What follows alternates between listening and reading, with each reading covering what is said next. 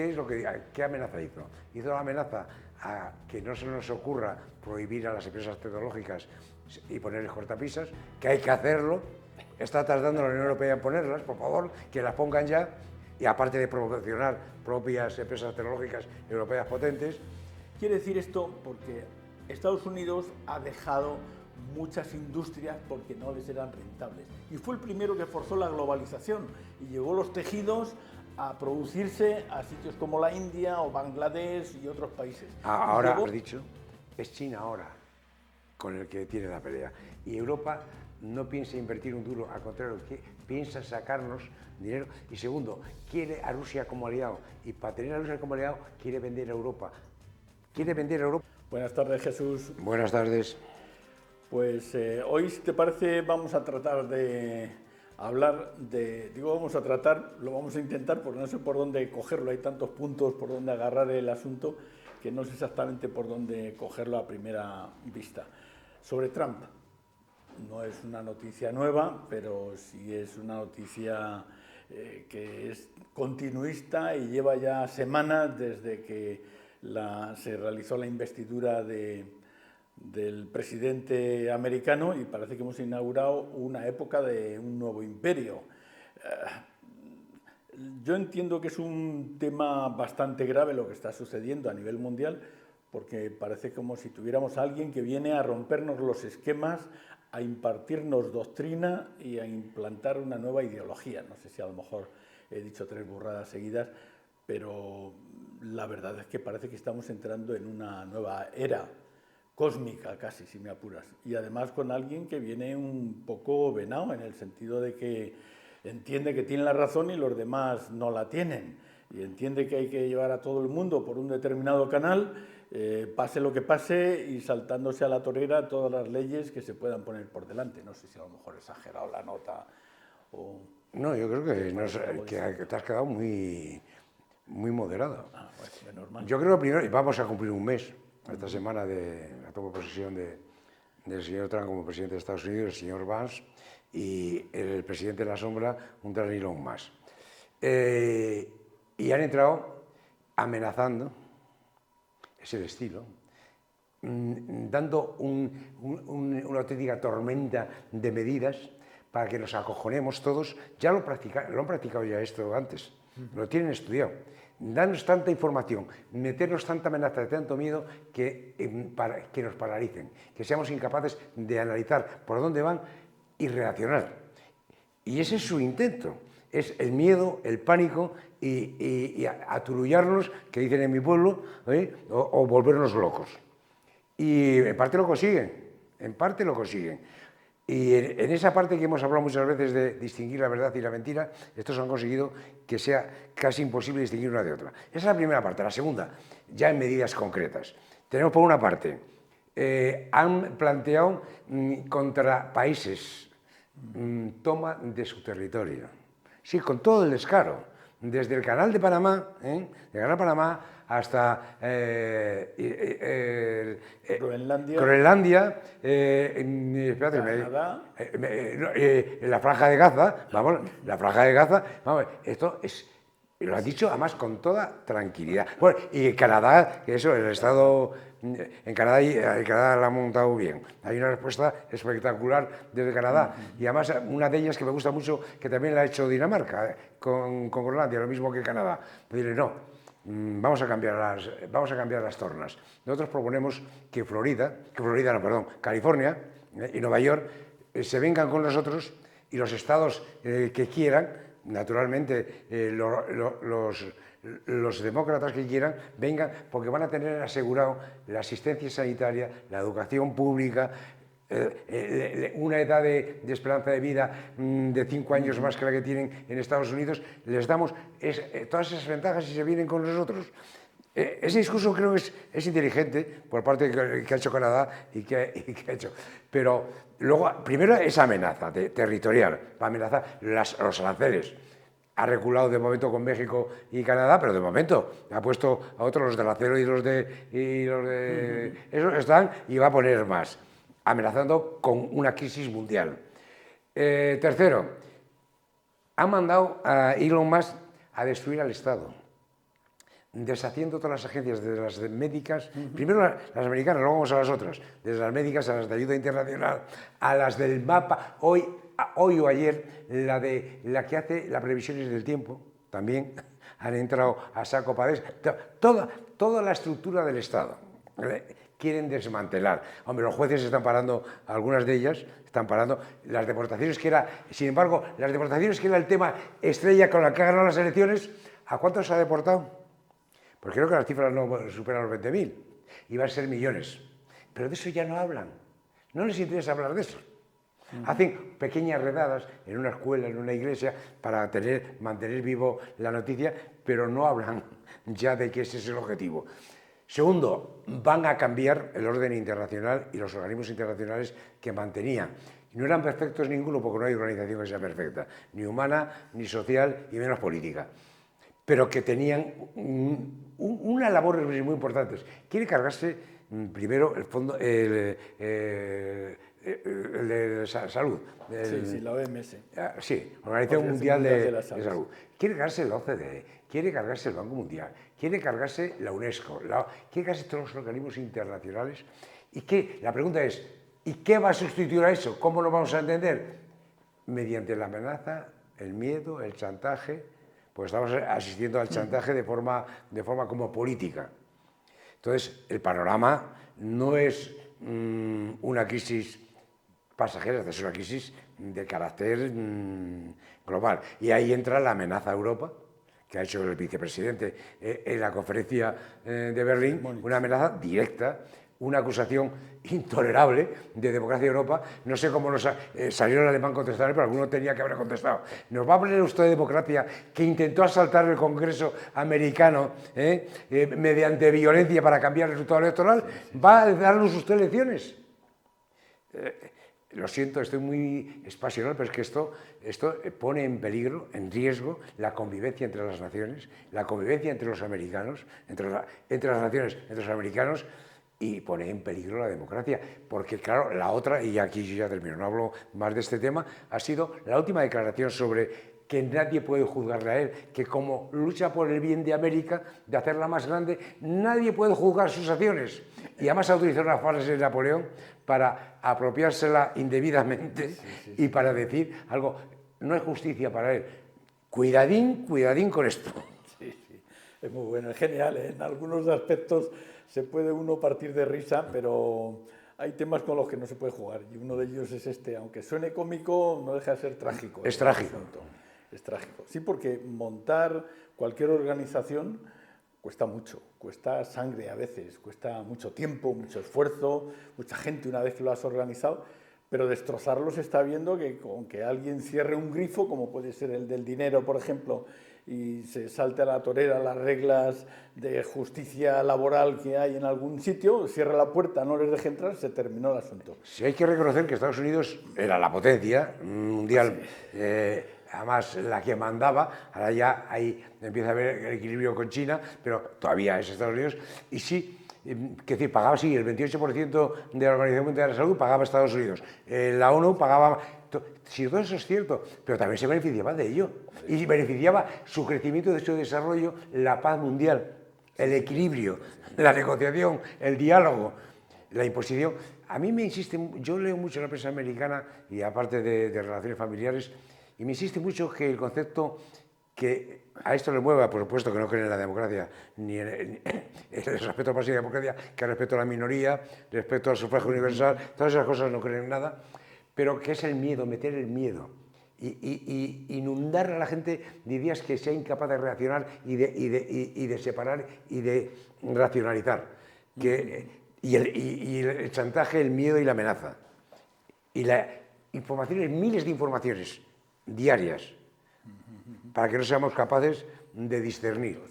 Hay temas extraños, ¿eh? En primer lugar, yo creo que lo primero que hay que considerar es que puede ir de farol, pero los faroles que se está echando son preocupantes. Por ejemplo, lo de aumentar su territorio. Pues estamos hablando de que Rusia tiene ahora mismo con Siberia, aunque esté prácticamente todo el territorio deshabitado, pues tiene del orden de unos 17-18 millones de kilómetros cuadrados. Estados Unidos tiene la mitad aproximadamente, lo mismo que tiene China y lo que tiene Brasil también, unos 8 o 9 millones de kilómetros cuadrados. Lo primero que quiere es un territorio que tenga una buena disposición, que esté cerca, que es el tema que estamos hablando ahora mismo, o de Canadá o Groenlandia. O de Groenlandia. Groenlandia tiene menos kilómetros cuadrados, cerca de 3 millones, no llega a 2,6 millones de kilómetros, pero Canadá es un territorio similar al de Estados Unidos. Y además pegado. Sí, y además pegado también, sí, también he dicho. Pero ya de entrada ya dicen, no, yo tengo que ser number one, pero el número uno en territorio, ya para empezar. Bueno, algún escritor y algún político canadiense ha recordado estos días que en 1700, me parece que fue 78, los canadienses quemaron el Capitolio por algo parecido. No explicaban que era todavía cuando era colonia inglesa, no lo explicaban del todo bien, pero sucedió. No es una mentira, sucedió. No lo sabía. Sí, sucedió. Sí.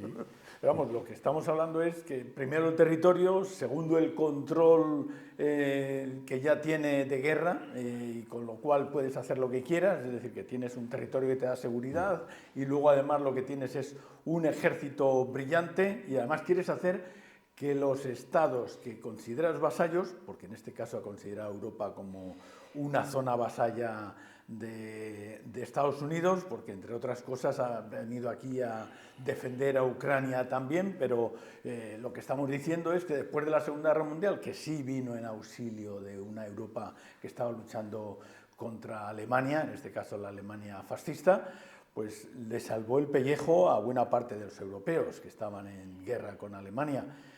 Si lo aceptamos y además impuso sus leyes y sus normas que fueron bastante suaves para hacer que Europa subiera. Pero a España nos dejaron como territorio sí, neutral, entre comillas. Sí, territorio olvidado. Pero me estoy refiriendo a que el tema de fondo es que consideran al personal como de segunda o tercera categoría. En Estados Unidos hay un debate muy grande sobre el papel de Elon Musk y de Elon Musk fundamentalmente, aquí hay otros de los magnates de las empresas tecnológicas. Hay que decir una cosa primero. Quien inventó el estado de los magnates fue Putin. Fue Putin, fue el que lo creó.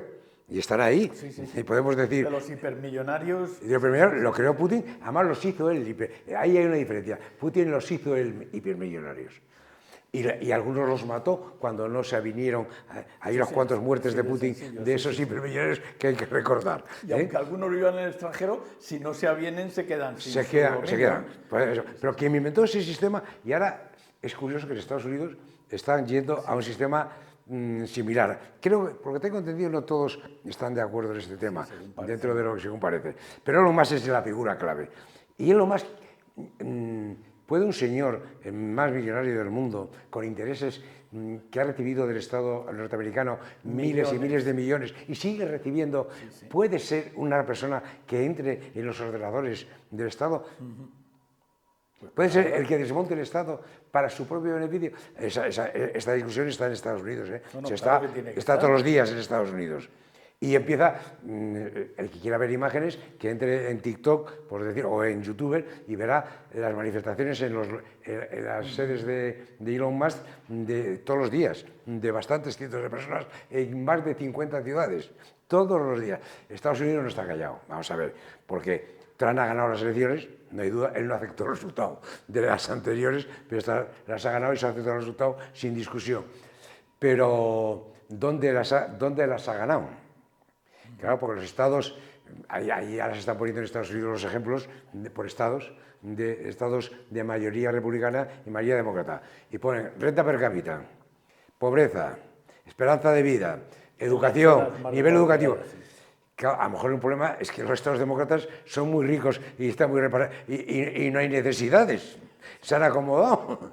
Estoy haciendo una ironía. Puede ser, yo creo, si es cierto eso, yo creo que es un problema. Es decir, si existe una brecha... Hay una brecha profunda. Una brecha financiera o una brecha económica y una brecha educacional... De todo. Entonces, están publicándolo... Mira, qué pena no he traído porque lo publican todos los días, estado por estado. De comparando un Estado de mayoría demócrata con un Estado de mayoría republicana. Hay unas diferencias, hay dos Estados Unidos. Pero que antes lo has comentado, cuando has dicho, pues a lo mejor les interesaría estar en Canadá, donde la expectativa de vida es 4 o 6 años mayor que en otros estados que tienen mayor capacidad económica. Pero es que el tema de fondo es que Cuba, que está al lado de Estados Unidos, tiene una expectativa de vida más alta que la media de Estados Unidos, con toda la riqueza que acumule. Luego puede que ocurra que la brecha que existe entre estados es una brecha excesivamente fuerte y a lo mejor el Estado conjunto, la nación, no es capaz de asistir a las zonas que están más depauperadas. Eso causa, yo creo, fricciones muy fuertes, eso causa situaciones tan graves como que el que yo me pueda poner la gorra y decir voy a hacer grande América otra vez. ¿Qué quiere decir eso? Que hay zonas donde está tan depauperada la situación que la cosa está similar a algunos de los otros países que se consideran tercermundistas. Pues a lo mejor puede suceder, que yo creo que sí existe. Y ahí es donde ha entrado el miedo al inmigrante, claro. Pero cuando ha sido mentira, porque en esas regiones los inmigrantes son los que trabajan. Pero son los que también han votado a Trump, en muchos casos. Eso ya es una razón diferente. El inmigrante hispano fue el inmigrante hispano, no todo. Aumentó el votante hispano, no todo el hispano votó a Trump, pero votó un porcentaje mucho mayor que las anteriores elecciones. ¿Y por qué? Porque es humano, tienen miedo a la competencia y a que sus salarios, si entra mucho inmigrante, no suban o bajen. Es un miedo humano a un estatus conseguido, a un estatus conquistado. Pero puede ser un problema grave el hecho de que buena parte de los estados más pobres, si a eso le sumas a lo mejor que hay un porcentaje de gente, porque el porcentaje de gente que tiene un nivel bajo económico es muy alto, puede haber 30 o 40 millones de pobres, como poco en Estados Unidos. Hay zonas donde la riqueza es tan alta que todo aquel que gane menos de 30 o 40.000 euros no es capaz de hacer frente a la situación. Eso cuidado, que en España empieza a suceder eso también, que empieza a suceder en España. Que no estamos en el tema de la vivienda que hablamos de él. Por ejemplo, ya hay quien dice que no se puede hablar de vivir bien si no hay posibilidad de tener acceso a una vivienda. Y tiene toda la razón. Y empieza a ser un problema en este país. Y no vamos a hablar más de ello, que hemos hablado mucho de ese tema. Hoy no vamos a hablar de ello, hoy. Sí, bueno, pero lo que estamos comentando, y yo creo que es un tema a tener en cuenta, es que a lo mejor un país de millonarios regido por millonarios, porque es la zona donde mayor número de millonarios hay, donde mayor número de empresas multimillonarias hay, es decir, hoy día a lo mejor de las 100 mayores empresas cotizadas en bolsa, pues a lo mejor 90 o 90 y tantas son americanas del norte, quiero decir.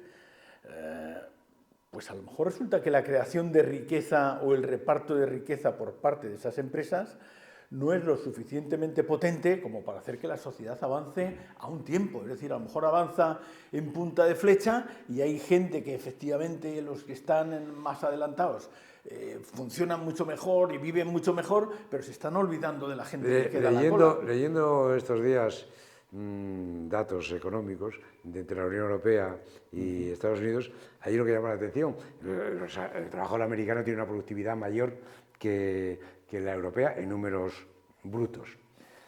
O sea, me ha llamado la atención, pues yo no lo sabía. ¿Una razón de eso cuál es? Las vacaciones. Porque en Estados Unidos no tienen ni 20 días de vacaciones y en Europa superan los 40 días. Eso baja la productividad. No lo sabía, me lo vi en uno de los estudios. Dice que hay que comparar teniendo en cuenta este dato. Sí. Vamos, que el nivel de vida en Europa es bastante superior al nivel, aunque los números parezcan de otra forma, superior. ¿Con qué amenazó el vicepresidente Vance en la terrible conferencia, aparte de acusarnos de esos demócratas manda narices a los europeos? ¿Qué amenaza hizo? Hizo la amenaza a que no se nos ocurra prohibir a las empresas tecnológicas y ponerles cortapisas, que hay que hacerlo. Está tardando la Unión Europea en ponerlas, por favor, que las pongan ya. Y aparte de promocionar propias empresas tecnológicas europeas potentes, Esa en otra, los aranceles, ¿a qué vienen? En Europa tenemos un superávit con Estados Unidos de 230.000 millones. Y entonces quieren romper eso. Ahí Europa tiene que jugar, y tiene que jugar con terceros. Lo mismo que Estados Unidos nos quiere fastidiar, por no decir joder, tiene que jugar con terceros a desimpactar lo que serían esos aranceles y a sustituir. Yo creo que ese es un tema de mucho calado. Quiere decir que no es solamente Estados Unidos el que está en una situación distinta de la que está Europa. Está China, por ejemplo, que también tiene otra situación de competitividad muy fuerte con Europa. Pero yo creo que Estados Unidos tiene un problema muy grave y no es tanto con Europa como con China. Porque hay países en los cuales tiene a lo mejor una diferencia, pero me gustaría poner un pequeño ejemplo, y es el ejemplo de Estados Unidos en su momento cuando empezó a importar vehículos de Japón. Empezó a importar coches de Japón y empezó a importar coches pequeñitos, pensando que los que iban a coger esos coches iban a ser gente que tenían poco dinero, lo cual era real, que además esos coches se iban a romper enseguida y no tenían demasiada salida porque en Estados Unidos no había coches pequeños, la mayor parte de los coches eran coches grandes. Resultó que el coche de las mujeres, de las esposas, lo llamaban así, los coches de las esposas, estos coches americanos duraban aproximadamente unos 100.000 kilómetros y luego les cambiabas porque ya tenías que cambiar cosas y en los coches estaban baratos, y los coches de los japoneses resulta que aguantaban 200 y 300.000 kilómetros. Entonces los japoneses solo tuvieron, una vez labrado esa situación de competencia y de calidad, lo único que tuvieron que hacer es mandar coches más grandes poco a poco y se hicieron con buena parte del mercado. Quiere decir esto porque Estados Unidos ha dejado muchas industrias porque no les eran rentables. Y fue el primero que forzó la globalización y llevó los tejidos a producirse a sitios como la India o Bangladesh y otros países. Ahora es Vietnam. Pues sabes, el mayor déficit comercial, dado el volumen, es con Vietnam, el mayor déficit comercial de Estados Unidos. Pero lo que estamos hablando es de que hay gente que, forzando la situación, como es Estados Unidos, las botas las lleva a hacer a no sé dónde, y lo único que tiene son administrativos en esas zonas que incluso lleva el negocio en Estados Unidos. Allí tienen los diseñadores que incluso los puede resolver y acentuar importando gente de la India, que son los que les diseñan a veces las botas. Hay un tema que quizá no hemos tratado bastante, que es que Estados Unidos, tú lo has dicho, es China ahora con el que tiene la pelea. Y Europa no piensa invertir un duro, al contrario, piensa sacarnos dinero. Y segundo, quiere a Rusia como aliado. Y para tener a Rusia como aliado, quiere vender a Europa. Quiere vender a Europa para tener a Rusia como aliado. Lo están diciendo desde Borrell a otros políticos importantes que han estado en la Unión Europea en puestos. Dicen, cuidado, que estamos en el menú de Rusia a China, en el menú. Somos un plato, somos un plato a consumir. Si estás sentado a la mesa, bien. Pero si no estás sentado y estás en la mesa, a lo mejor eres pasto de los comisarios. Esto la verdad es que tendremos que tratarlo probablemente más en otro momento. A lo que me refería es que Estados Unidos ha tenido un superávit con Europa hasta hace no tanto, hasta hace 20 años, donde se decidió a producir fuera y a que su gente administrara y llevara los temas contables y las inversiones. Pero llega un punto donde la gente aprende, como ha ocurrido con China, y ahora resulta que pasó de ser un productor anónimo, un productor de baja calidad, a ser un productor competitivo. Igual que pasó con Japón anteriormente. México y Canadá. México y Canadá son de los que le venden en el tema industrial casi todo. Y son de los que van a subir, y además muchísimo. Y eso no lo ha creado Europa ni lo ha creado China, lo han creado ellos. Primero fue Japón, como hablábamos, después ha sido Europa, después ha sido China, y ahora pues está siendo Japón, después México y Canadá. Si no se da cuenta de ese asunto, otra cosa es pensar que la culpa la tienen los demás. Esperemos que hoy los presidentes de gobierno de los 6 países más habitados de Europa, más Inglaterra, muy importante, más Inglaterra, que entre los que están reunidos en París sumamos 50 millones más de habitantes que Estados Unidos, y no están todos los países de la Unión Europea. Es un dato para tener en cuenta.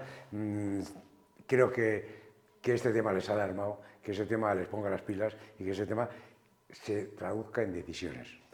Yo creo que va a venir bien a Europa porque va a hacer que Europa tenga más idea de lo que debe ser una unión, aunque sea federal, entre los países en Europa, de lo que es hasta ahora, porque hasta ahora ha sido un gigante en temas económicos, con una capacidad militar y de reacción política de pies de barro.